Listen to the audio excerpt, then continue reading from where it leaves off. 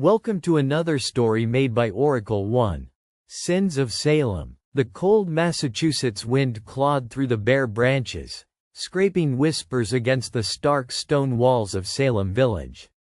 It was the eve of a stormy November, and the village, cloaked in darkness save for the flickering oil lamps, seemed more somber than usual. Inside a small, timber-framed house, 16-year-old Mercy White sat by the window, her pale fingers clasped around a tattered Bible. Her eyes traced the flickering candlelight dancing on the page, though her mind was far from the pious verses. Only days ago, the town's elders had condemned Martha Good, a frail woman with gray hair and trembling hands, accused of witchcraft. Mercy had been there when the accusations erupted, when the girl's fits began and when the name of Martha was spat with venom. Her heart ached with confusion. How could a woman so gentle be the source of the uproar? They called it God's wrath and Satan's work, but to Mercy, it felt like a terrible injustice. A sudden knock at the door broke her reverie. She hastily closed the Bible and moved to open it. Her mother stood in the doorway, her face pinched with worry. "Mercy, it is late. Come to bed." Mercy nodded, but before she turned away, she glanced toward the quiet street and the watchful eyes of the town's constables. Tonight, she felt a heavy weight settle on her chest, not just from fear, but from the burden of a secret she dared not speak. 2 weeks prior, under a harsh gray sky, Mercy had walked toward the village square, her mind preoccupied with chores. The crowd had gathered near the meeting house, buzzing with tension. The court was convened, and Martha Good was standing accused of consorting with the devil. Mercy hovered at the edge of the crowd, eyes fixed on the scene before her. The accusers were a group of young girls, their faces pale and eyes wild, among them Abigail Williams and Betty Paris. They writhed and screamed, pointing fingers with trembling hands at the frail Martha. Suddenly, Mercy saw it. Abigail's quick, sly glance exchanged with another girl, a fleeting smile hidden beneath her hand. It was a look of deceit. Mercy's heart hammered. Martha was denied a proper defense, her words drowned by shrieks and judges' commands. Mercy saw the true victim that day, and inside her, a desperate flame of truth began to flicker. Back in her room, Mercy sat on the edge of her bed, whispering into the dark. She remembered the moments before the trial, when Martha had come to her, eyes beseeching. "Mercy," Martha had whispered, "if you speak but one word, if you let the truth be heard, it may save others." But Mercy had been swallowed by fear. The town watched every move, every word. To speak out was to invite suspicion and ruin, to become a target. Her older brother, Ezekiel, had warned her days before. "Keep your head low, Mercy. These are dangerous times. The court has no mercy for dissenters." Yet Mercy's conscience bruised her badly. She dreamt of the faces of those accused: an old man, Giles Corey, a midwife, Bartholomew, and the gentle Martha herself. Innocent souls condemned by hysteria and lies. That night, her mother's soft voice startled her awake. "Mercy, are you well?" "I cannot sleep, Mother," Mercy whispered. "I have seen things I cannot unsee." Her mother's eyes softened with sorrow. "The Lord tests us all, child.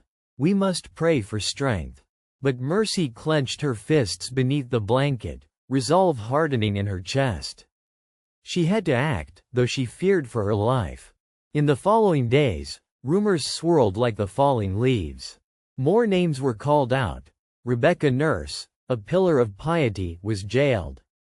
Mercy knew the accusations fed on one another, a cruel contagion fueled by fear and vengeance. One dusk, while tending the firewood near the edge of the woods, Mercy overheard a whispered conversation. Abigail and another girl spoke in hushed tones. "It was just a jest," Abigail said. "We made it up to frighten them. It was the only way to gain the court's favor." Mercy's heart pounded. The girl who had wielded the fear like a weapon, the catalyst of so much pain, had confessed to falsehoods. The knowledge threatened to consume her. If she revealed this, perhaps she could halt the madness. But then she pictured the jeering crowds and the gallows. If she stayed silent, innocent people would die. Under the candle's faint light, Mercy drafted a letter. To Reverend Hale, a man new to Salem but known for his reason and compassion. She wrote cautiously, hiding the note beneath her mattress. Reverend Hale, I am Mercy White of Salem. I have seen what is not spoken, the truth behind the accusations. The girl's torments are faked. Martha Good is innocent. I beg you to seek justice, to look beyond the fear that blinds us all. God bless you, Mercy. Days later, Hale spoke in the meeting house, urging caution, calling for evidence and reason. But the hysteria was not to be quelled easily. Abigail's accusations grew sharper. Bet, too, trembling, accused Mercy's own friend, Mercy Lewis, a stark betrayal of the fragile community. The court condemned dozens. Mercy's letter, lost amid the chaos, never reached its destination. Haunted by guilt, Mercy found herself at the prison's gate one gray afternoon, where Martha Good was held. Mercy had gathered her courage to visit her, the woman who was a symbol of their sin. Mercy, Martha said, weak but serene, speak truth when you can. But know that the Lord watches our hearts, not the courts. Mercy took her hand, gripping tightly, the weight of the world pressing down. When the day finally came that the executioner's block stood before the square, Mercy was near. She watched as Martha was led forth, silent but unyielding. The villagers murmured prayers, yet something twisted in the air, a sharp innocence robbed. In that moment, Mercy realized the true horror of their sins. Not the imagined witches, but the cruelty bred by fear, the silencing of truth, and the destruction of neighbor to neighbor. Years passed, and Salem grew quieter. Mercy, scarred, older, tended to the memories of those lost to darkness. She took to writing her story, chronicling the trials not only as an observer but as one who had lived the torment. Her words were a plea for remembrance and justice, to warn future generations against the dangers of fear, hate, and silence.